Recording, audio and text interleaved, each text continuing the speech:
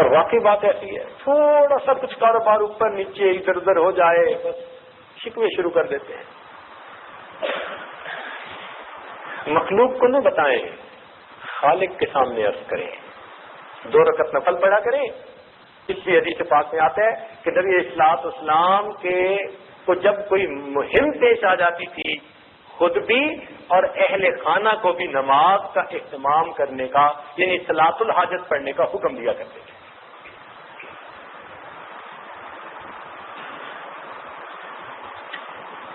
تو باوضو ہر وقت رہنا، اس کے لیے کم کھانا معاون ثابت ہوتا ہے، اور دعا مانگنے کی بھی ضرورت ہے۔ یہ اللہ تعالیٰ کی طرف سے توفیق ہے، دعا مانگے، دعا سے کام حل ہو جاتا ہے۔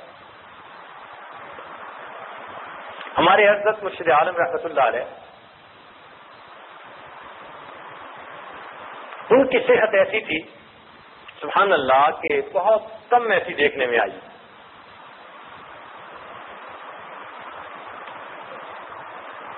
ہمارے ہاں پہاڑی علاقہ ہے مری، تو گرمیوں کے رمضان میں مری میں لوگ پورے ملک کے سمٹ سے پہنچ جاتے ہیں، ٹھنڈی ہونے کی وجہ سے وہاں رمضان شریف بھی گزارتے ہیں، منظر بھی بہت خوبصورت ہے۔ اور راہ حضرات نے وہاں پر ایک جگہ اپنی متعین کی ہوئی ہے مسجد، پورے شہر کے قراء چن چن کے وہاں آتے ہیں اور وہ قرآن سناتے ہیں، اور ایسا قرآن سناتے ہیں سبحان اللہ کہ اس وقت تقریباً 38 سال گزر چکے ہیں، اس مصلے کے اوپر کسی حافظ کو آج تک متشابہ نہیں لگا۔ وہ کھڑا ہی ایسے بندے کو کرتے ہیں جس بندے کو سورہ فاتحہ کی طرح قرآن مجید یاد ہوتا ہے۔ الحمدللہ اس عاجز نے ان گناہگار آنکھوں سے شاید درجن سے بھی زیادہ ایسے حضرات کی خود زیارت کی کہ جن کو قرآن مجید سورہ فاتحہ کی طرح یاد تھا۔ اللہ انبلیویبل، بعض اوقات کو حیران ہو جاتے ہیں۔ یعنی ان کو کہا ایک آیت، انہوں نے آیت پڑھ دی، میں نے کہا پچھلی آیت وہ پڑھ دی، اس سے پچھلی آیت وہ پڑھ دی، میں نے پیچھے 20-30 آیتیں پڑھائیں اور وہ پیچھے 20-30 آیتیں بتاتے چلے گئے۔ حیران نہیں ہوتا بندہ؟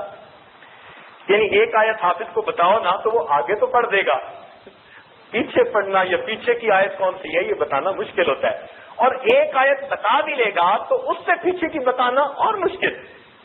لیکن ایسا قرآن پاک یاد کہ آپ ایک آیت پوچھئے، اس سے پیچھے کی کون، وہ پڑھ دیں گے، اس سے پیچھے کی، اس سے پیچھے کی 20 آیتیں پیچھے پڑھواتے جائیے، وہ 20 آیتیں آپ کو پیچھے پڑھتے چلے جائیں گے۔ اللہ اکبر۔ چنانچہ ایک مرتبہ ایک حافظ صاحب تھے، دوستوں میں بیٹھے ہوئے تھے، تو انہوں نے کہا جی کہ یہ پارہ پڑھ لیا ہے؟ ان کا ہاں پڑھ لیا ہے۔ تو کسی نے کہا نہیں پڑھا، بس مجھے کہیں کہیں جہاں وقف ہوتا ہے نا وہاں پہ ذرا تنگی پیش آتی ہے۔ وہ کہنے لگا میں آپ کو بتاتا ہوں، وہیں بیٹھے بیٹھے ہر آیت کا آخری لفظ پڑھتے پڑھتے پورا پارہ مکمل کر دیا۔ پہلی آیت کا آخری لفظ یہ ہے، پھر اس کے بعد یہ، پھر یہ، وہ لفظ ہی پڑھتے گئے، آخری لفظ اور آخری لفظ پڑھ کر پارہ مکمل کر دیا۔ سورہ فاتحہ کی طرح قرآن مجید یاد، سبحان اللہ۔ ایسے عشاق دیکھے، سبحان اللہ۔ کراچی میں ایک صاحب ہیں، ان کو قرآن کا کمپیوٹر کہا جاتا ہے، قرآن کا کمپیوٹر کہا جاتا ہے۔ ہم ان کا نام سنا کرتے تھے، اللہ تعالیٰ کی شان کی شادی کی ایک محفل میں اکٹھے ہو گئے، کسی نے تعارف کروایا، اللہ اکبر، واقعی میں نے ان سے کوئی آدھا گھنٹہ خوب باتیں کی اور پوچھی۔ اس بات پہ حیران تھا کہ جب ان سے کوئی لفظ پوچھا جاتا تو پھر وہ کیا بتاتے کہ یہ جو آپ نے لفظ پوچھا ہے نا یہ قرآن پاک میں اتنی جگہ ہے، پہلے اتنی جگہ فلاں جگہ آیا ہے، اس صورت میں اس رکوع میں آیت نمبر اتنی ہے، پھر اس پارے میں آیا ہے اس رکوع میں آیت نمبر اتنی ہے، پھر اس جگہ، یعنی وہ 10 جگہ اگر لفظ آیا ہے تو 10 جگہ کی آیت نمبر بھی آپ کو ساتھ بتائیں گے۔ یہ 74 نمبر آیت ہے، یہ 75 نمبر آیت، یہ 55 نمبر آیت ہے۔ اس عاجز نے اپنی زندگی میں ایسا انسان نہیں دیکھا۔ حیران ہوتے ہیں، عجیب، سبحان اللہ۔ تو جن حضرات کو قرآن مجید کے ساتھ عشق ہوتا ہے، سبحان اللہ، لیکن ان کو یہ دیکھا میں نے کہ جتنی دیر بیٹھے رہے ان کی زبان پہ قرآن کا، ان کو غرض نہیں تھی کوئی کیا کر رہا ہے، وہ اپنا قرآن پڑھتے رہے، کھانے کا وقت آیا پلیٹ میں کچھ ڈالا کھایا، پڑھتے پڑھتے چلے گئے۔ اس ساجد کے ایک استاد تھے، وہ بھی ہر وقت پڑھتے رہتے تھے، ہر وقت پڑھتے رہتے تھے۔ بعض افراد خانہ کے بقول ان کا آخری عمر میں ایک قرآن پاک روز پڑھنے کا معمول تھا، ہر وقت پڑھتے رہتے تھے۔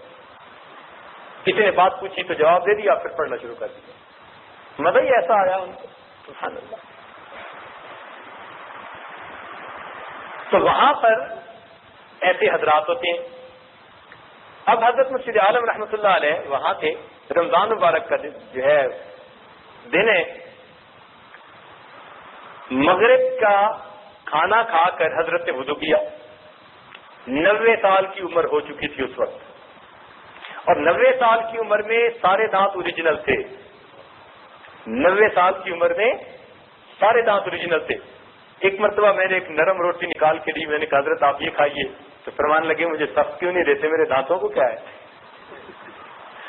تو سخت روٹی نکال کر دی، حضرت فرماتے تھے ہاں میں سخت روٹی کھاؤں گا۔ 90 سال کی عمر میں اوریجنل دانت، کانوں میں کوئی آلہ نہیں لگایا ہوا، کوئی کونے میں بھی بات کرتا تو سن لیتے تھے، اور جب خط ملتا تھا تو اینک اتار کے خط پڑھا کرتے تھے۔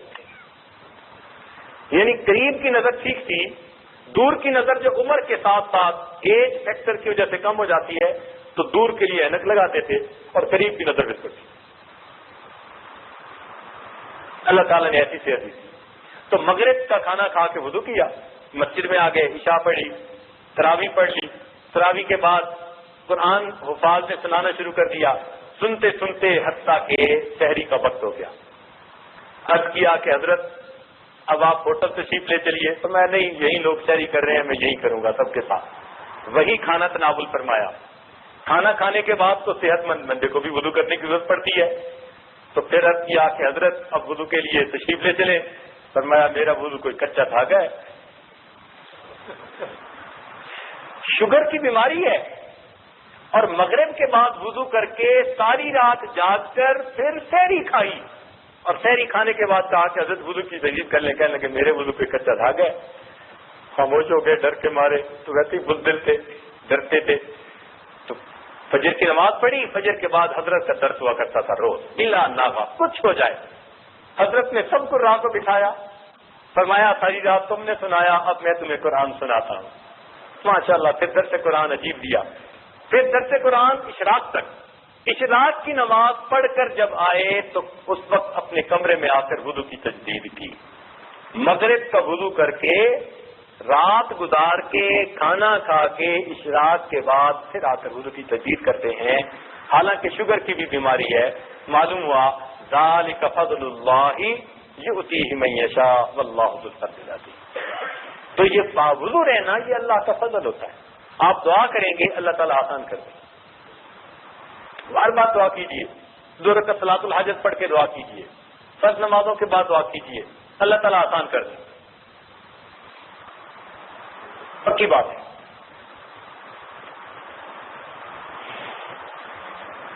ہمارے شہر میں ایک خاندان ہے، امام ربانی مجدد عرفانی رحمۃ اللہ علیہ کے خاندان میں سے۔ ایک مرتبہ یہ عاجز ان کی زیارت کے لیے ان کے گھر گیا، تو ان کا مکان ایسی جگہ ہے کہ جہاں نئی کالونی بن رہی تھی، تو ابھی مسجد تعمیر نہیں ہوئی تھی، دور تھی۔ تھوڑی دیر بیٹھے، بات چیت ہوئی، مغرب کا وقت ہو گیا، تو اس عاجز نے پوچھا کہ جی مسجد ان کا جی قریب تو نہیں ہے، دور ہے، تو ہم ادھر ہی نماز پڑھ لیتے ہیں، ہم اپنے گھر کے قریب مسجد کے بارے میں کچھ قدم اٹھا رہے ہیں، بس دعا کریں اللہ تعالیٰ بنوا دیں۔ ہم نے کہا ٹھیک ہے یہیں پڑھتے ہیں۔ اب انہوں نے چادر بچھائی، ہم نماز پڑھنے کے لیے کھڑے ہو گئے۔ ان کے بچے ان کے